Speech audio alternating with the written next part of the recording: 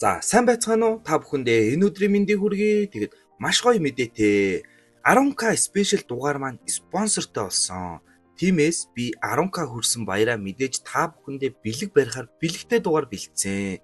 Юуны өмнө залхуу пицца намайг дэмжин ажиллаж буй Hokkaido shop-то зөндөө их баярлалаа.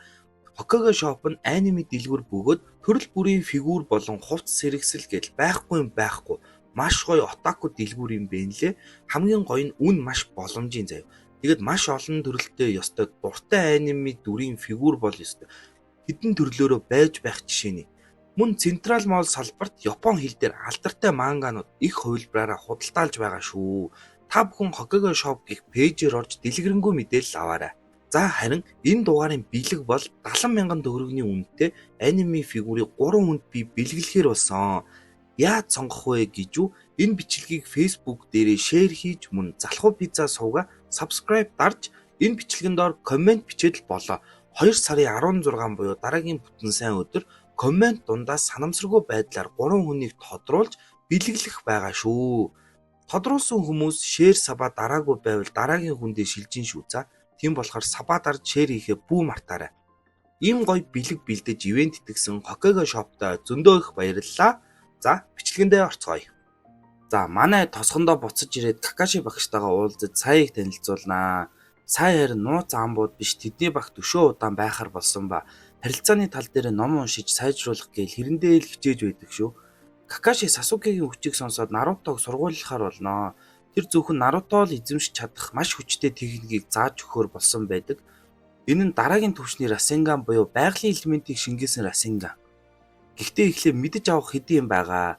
Байгаль 5 төрлийн чакраны хэлбэр байдаг ба үүнд гал, салхи, цахилгаан, ус болон газар ордог. Хүн бүр энэ чакрануудаас л хамааралтай. Жишээ нь учирхаа уг галд хамаардаг. Тиймээс үндсэн чицүү нь галын арга барил байдаг. Харин Чидори бол цахилгааны арга барилаар ашигладаг. Тиймээс Сасуке гал болон цахилгааны арга барилтай л гэсэн. Харин Наруто юу ашигладгийг нь олж мэдэх ёстой болноо. За Наруто салхины арга барилтай болж таардаг. Одоо харин Наруто энэ арга барилаа ашиглаж чаддаг болох хүндхэн сургуультанд орохоор болноо. Тэдний бэлтгэл туслахаар Ямато багш нэгднэ. Учир нь Наруто гинт сүлд мангас болчихвол түүнийг хориглох чицүү хэрэгтэй учраас түүнийг байнга хянаж байхаар болдог. Ямато багш ус болон газрын арга ашигладаг ба тэднийг нийлүүлснээр модны элемент үүсэж модны арга барил ашигладаг юм байлээ. Энэ байгалийн чакраг хувирган өөр элемент үүсгэхийг Gekka Genkai л гэдэг байгаа юм шүү дээ. Ер нь бол. За мөн дээр нь нэмээд Нарутогийн анзаараагүй юмыг тайлбарлаж өгнө. Тэр нь Нарутогийн сүүдрийн хувилбар нь юу хийсэн, юу олж мэдсэнийг нь сүүдрийн хувилбар нь алга болох үед их бие нь мэдэж авдаг болж таардаг. Багаасаа сурсан ганц техникийг бүрэн мэдээгүй байсан байгаа юм да манай энэ. За тэгэл олон сүүдрийн хувилбар гаргаад бүгдээрээ байгалийн чакраг хувиргах бэлтгэлтэй орноо. Навчийг зөвхөн чакрагаараа 2 хувааж чадах ёстой юм бэ нэлээ. Ямато харин түүний сүүлд хүчийг нь хянан суух бөгөөд Наруто нэг л болж өгдвэ. Тэгээд тэр салхины арга ашигладаг Асума багштай уулзаж зөвлөгөө авахар сүүдрийн хувилбараа явуулсан байдаг. Асума багш өөрөө яаж салхины чакраг хурцлдаг тухай түүнд хэлж өгнө. Харин түүний хувилбар нь их биедээ мэдээлэлээ дамжуулснаар сая нэг арга олж навчийг 2 хэсэг хувааж чадлаа шүү. Харин энэ үед 2 сүлд мангасын Жинчурики дээр Акацуки бүлэгмийн 2 хүн ирнэ. Тэд бол Хидан болон Какузу гэх хүмүүс бөгөөд 2 сүлд мангасыг барихаар ирсэн байдаг. Тэд хоорондоо тулдаад ч нэмэргүй тэгээд 2 сүлд мангасын Жинчурики ялагдан Акацукид баригдахын дээрээ тэр хоёр хөлсний алуурчин хийдэг ба үргэлжлүүлэн галын улсад байх нэгэн сүмд очин нэг ламыг алгаар очиж түүгээдгээ. Тэгээ мэдээж тэд зорилгоо биелүүлж бүр тэр сүмийг нь тэр жигт нь устгасан байдагч нэг лам тэднээс зүхтааж Конохад мэдээ хүргэнэ. За үүнийг нь мэдсэн Хоккаге шинээр 20 хүнтэй бүрэлдэхүүн байгуулж галын улсад байгаа Акацукигийн хүмүүсийг олж барих даалгавар өгнө.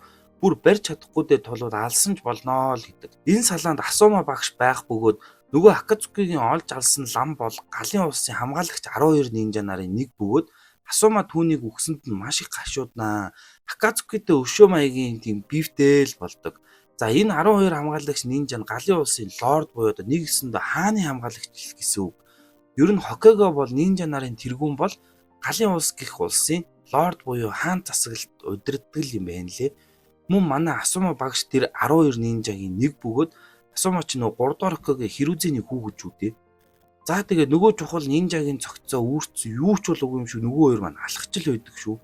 Харин Наруто маань бэлтгэлээ хийсээр л байх бөгөөд дундаа нэг даалгавар биелүүлсэн. Тэгээ филлер гэж үздэг болохоор алгасцсан шүү. За. Нарутогийн дараагийн бэлтгэл нь маш том усан хүрхрийг чакрагаараа таслан зогсоох байдаг. Тэгэл баахан хувилбараа гаргаад хичээх бол Сакура болон сая түүнийг эргэж ирнэ. Сакура түүнд хоол шимт хижээл нөхдөг үрэл өгч дэмжинэ. За хэдэн өдөр үргэлжилсэн бэлтгэлийн дараа Наруто маань ашгүй хүрхрийг зогсоож чаддаг. Тэгэл амралтгүй бэлтгэл хийсэн Наруто маань ядраад унаад өгнө. Тэр хэд хэсэг амралт авах ба алдарт Ичираку гомонгоо идчихэл байдаг шүү. За тэгээ Какаши үндсэн техникийн бэлтгэлдээ орноо. Тэгэн Какаши багш Нарутод Расенганы талаар дэлгэрэнгүй ярьж өгдөг. Расенганыг анх 4-р Хоккайдо зохиосон жицүү бөгөөд энэ одоо хэрэглээд байгаа дугуй Расенган нь зүгээр л энгийн хэлбэр юм байна лээ. Үүн дээр байгалийн чакраг нэмж ер нь шинэ хэлбэрт оруулж хамгийн хүчтэй Расенганыг л бий болгох боломжтой байсан ч 4-р Хоккайдо хүртэл хийж чадаагүй жицүү юм байна лээ. Тэгэд ер нь дуусгач чадалгүй өөд болсон л байдаг. Тиймээс Какаши ч Расенганыг хөгжүүлж чадаагүй болохоор өөрөө Чидорыг ер нь зохиосон. Харин Нарутогийн арга барилд Расенган төгс тохирох болохоор түүнийг өөрөө цааш нь хөгжүүлж байгалийн салхины чакраг нэмж Расенганыг дараагийн төвшөнд аваач 4-р Хоккайдог давж гарах хэмээн түүнийг сумлаад авнаа. Харин нөгөө талд Асума болон Шикимару тэр хэд сүрсэн сүмд ирнэ. Өгсөн цогцсууд дундаас нөгөө хамгаалагч нинжагийн цогц байхгүй байх ба түүний цогцыг аваад явсныг ойрхон байхаас л зайлахгүй гээл араас нь ихнэ. Какузу хидан хоёр цуглуулагч гихч дээр очин түүний цогцыг зарж байх бөгөөд гадаа нь хидан хүлээж байдаг. Харин түүнийг манай хэд олж мэдэн дайрах бөгөөд хоёр талаас нь биеийг нэвт зүлбээ давлаа шүү. Гэвч хидан маш их хөвдөлт мэдрэгч үхэхгүй байх нь тэр учир нь түүний чадвар нь тэр үгшгүй мөнх юм билээ. Гинтл Какузу гарч ирж хидан туслах бөгөөд Шикамаруч сүүдрээрээ түүнийг барьж авахаар дайрч Асумач түүн рүү довтолж хоорондоо тултахад хидан өөрийн зэвсгээ Асумаг шархтуулаад бүр цусыг нь долоогоо наачвал яах вэ? Тэгснээ нэг зан үйл маягийн мигээ түүний жицүүг бид мэдэж авнаа. Тэр амсан цусны эзнийг өөрийн амьтаагаа холбох ба өөрөө шархтахад нөгөө нь яг адилхан шархдаг юм байлээ. Тэгэл Асума өөрийн техниктэй өөрийгөө түлэх бол хидан өөрийн нэг хөл рүүгээ сэлмээ зоож Асумаг шархтуулнаа. Харин амжиж Шикамару түүнийг сүүдрээрээ зогсоож хараалт тойргоос нь чирж гарган түүний толгойг нь Асумад завчин унгаанаа. Гэтэл Какузу Асума руу дайрж цаг хожих хооронд хиданы толгойг залгаад очивол яах вэ? Тэгсэн нөгөө хоёр нь Какузу руу дайрах боловч Какузугийн гар нь ойдлолтой бөгөөд тэр ойдлоо задлал өөдөөс нь гараа шидэ тэр хоёрыг бариад авнаа. Хидан харин симхийг ашиглан амжиж хараалт тойрогтой орон өөрийнхөө зүрх рүү нэвт зүлбэх бол Шикамару яаран гүйж ирсэн ч тэгэл амжихгүй нэг ёсондоо Асумагийн зүрхийг бүлснээр тэр өөдөл болж байгаа гэсэн. Харин хидан Какузу хоёр цухтааж амжих бол оройтсон бороо гихчээр Чоучи тэр хэд ирнэ. Тэгэл Акацукигийн толгойлогч хоёр сүүл мангасыг нөө тамаглах ажил дуудах ба нөгөө хоёр ч яваад өгдөг. Даанч тэгэд энэ тулаанд Асума багш үхлийн шарх авсан бөгөөд 10 дугаар баг сүүлчүүдаа бүрэн бүрэлдэхүүнээрээ уулзнаа. Тэр үхэхээс өмнө өөрийн шав нартаа сүүлчийн үгээ хэлэх бөгөөд энэ үг хүчтэй байгаарай, Сакура тэр хэдэд ялагдаж болохгүй шүү гээл Чоужиг харин сэтгэлийн хаттай байж хэдэн килограмм хаяарай л гэдэг.